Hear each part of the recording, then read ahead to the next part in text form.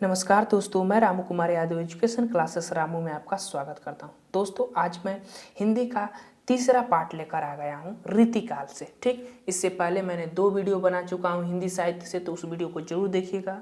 अगर आप junior super TET की तैयारी करते हैं, अगर हिंदी से आप हैं, तो आप जरूर इस वीडियो को देखिएगा, वीडियो को लाइक करिएगा। मेरा आशा है कि ये वीडियो आपको पसंद जरूर आएगा, क्योंकि हम इस वीडियो में हिंदी साहित्य को 5 से 6 वीडियो में मैं समाप्त करने का एकदम निश्चय कर लिया हूँ।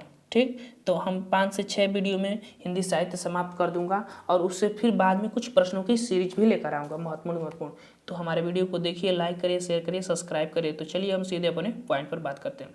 आज हम रीतिकाल पढ़ेंगे। इससे पहले मैंने 2 पार्ट बना चुका हूँ, आदिकाल, फिर उसके बाद भक्ति काल। अब हम आ गए हैं रीतिकाल पर। तीसरा पार्ट हमारा क्या है? रीतिकाल। रीतिकाल से स्टार्ट करते हैं। तो चलिए, रीतिकाल के प्रमुख कवि हैं, इसको 3 पार्टों में बांटा जाता है रीतिकाल को। पहला है रीति सिद्ध काव्यधारा, और रीतिबद्ध काव्यधारा, और रीति मुक्त काव्यधारा।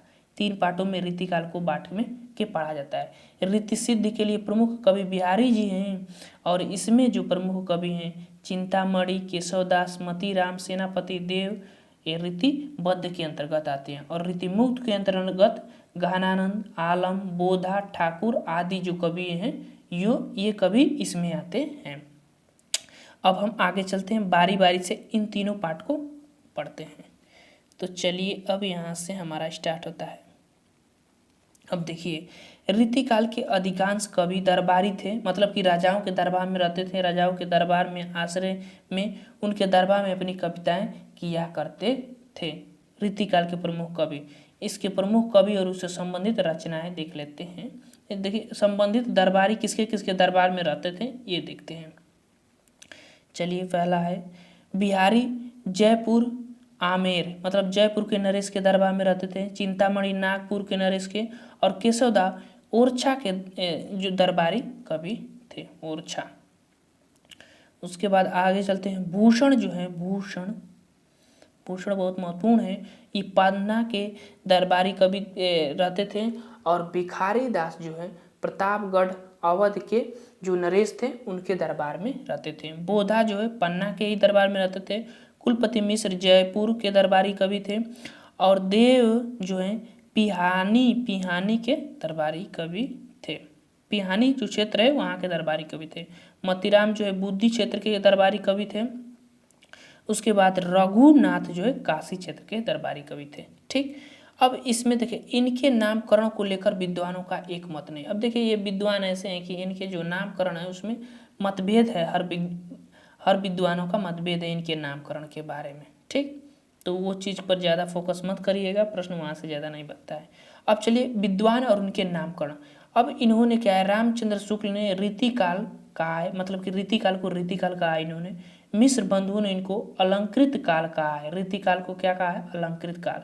उसके बाद विश्वनाथ प्रसाद मिश्र ने श्रृंगार काल कहा है रीतिकाल को। ठीक, और अगला है राम शंकर शुक्ल ने रसाल, इनको उपनाम क्या है? रसाल।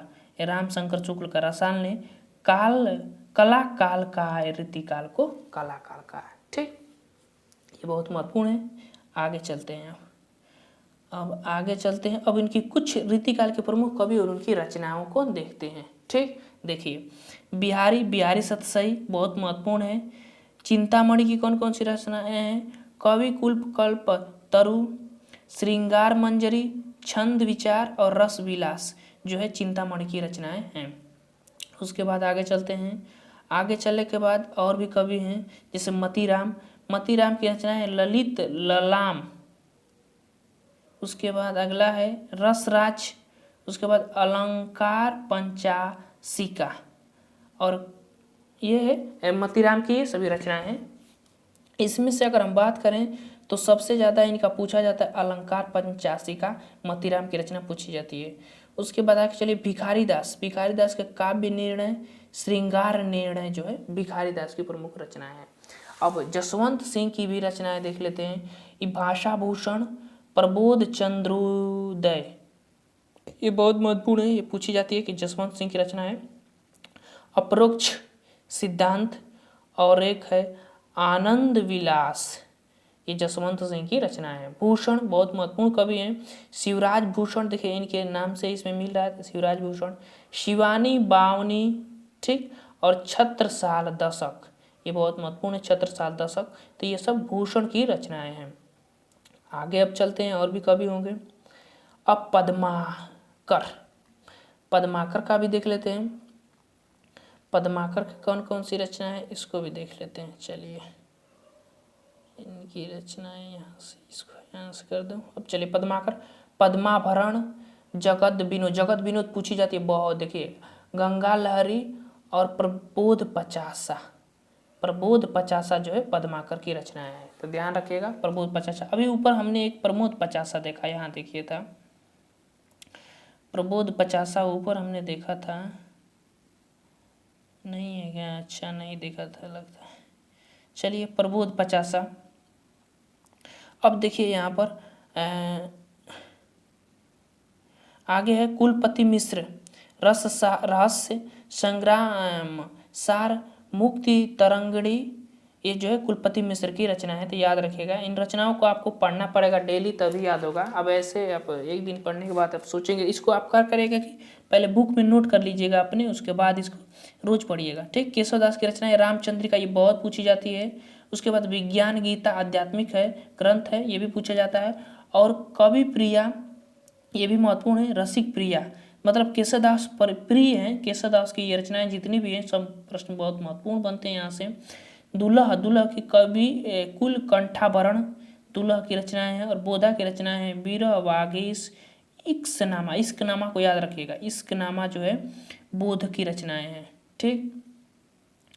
अब आगे चलिए घनानंद, घनानंद बहुत बेशुमार कवि थे। घनानंद को सुजान रहित प्रबंधन जो है और वियोग वेली, अब इन्होंने इनकी जो प्रेमिका थी सुजान, उसके बारे में इतना लिखे कि देखिए वियोग में, मतलब कि ये सुजान के वियोग में लिखे थे। प्रीति पावस और इश्क लता, इश्क लता यहाँ भी है एक, और ऊपर हमने देखा था इश्क लता। देखिए इश्कनामा है यहाँ पर, और ये जो है यहाँ इश्कनामा है, याद रखिएगा, यहाँ इश्कनामा है बोधा की रचना है। और यहाँ घनानंद की रचना देखिए, घनानंद का इश्क लता है, तो यहाँ अंतर करके याद रखिएगा घनानंद की रचनाओं में।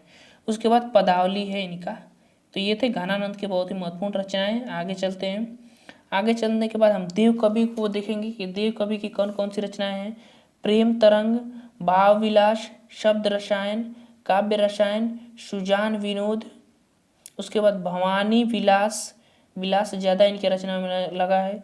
और कुशल विलास और देव शतक, देव खुदे हैं देव शतक, और राधिका विलास। तो इतना याद रखिएगा, देव की रचना है, विलास इनकी में ज़्यादा लगा है, तो राधिका विलास, कुशल विलास, भवानी विलास, सुजान विनोद। और उसके बाद काव्य रसायन, शब्द रसायन, भाव विलास और प्रेम तरंग जो है देव की रचनाएं हैं, बहुत महत्वपूर्ण रचनाएं इनकी है। अब सेनापति की एक बहुत महत्वपूर्ण रचना है कवित रत्नाकर, जो इनकी रचना है, तो याद रखिएगा सेनापति की एक रचना बहुत महत्वपूर्ण है कवि रत्नाकर। आगे चलते हैं, आगे चलने के बाद हम देखेंगे अब आधुनिक काल। अब ये हमारा खत्म हुआ है यहाँ पर, अब आधुनिक काल पर थोड़ा समझ लेते हैं। अब इसके बाद हमने 3 पार्ट पढ़ चुका, एक भक्ति का आदि काल, उसके बाद भक्ति काल, उसके बाद हमने पढ़ा रीति काल। अब लास्ट पार्ट हमारा आदि काल है। आदि काल को कई पार्ट में बांट दिया गया है। देखिए यहाँ पर आदि काल को कई पार्ट में बांट दिया, एक भारतेंदु युग, द्विवेदी युग, छायावादी युग, छायावोत्तर युग। तो अब एक वीडियो में तो संभव नहीं है कि आदि काल को पढ़ सकते हैं, क्योंकि इसके लंबे पार्ट हो गए हैं, अब इतना पार्ट हो गया। अब हम क्या करेंगे कि अगला हमारा जो वीडियो बनेगा उसमें भारतेंदु युग पर बनेगा, हो सकता है, उसके बाद द्विवेदी युग, ऐसे छायावादी युग, छायावोत्तर युग, ऐसे क्रम में कर हम 4 वीडियो इससे भी संबंधित बनाएंगे, ठीक। और उसके बाद हमारा जो है हिंदी साहित्य का इतिहास खत्म हो जाएगा। अब उसके बाद कुछ महत्वपूर्ण कवि हैं, उनकी पंक्तियां हैं, उसकी भी बारे में हम धीरे धीरे एक एक वीडियो में ख़त्म कर दूंगा।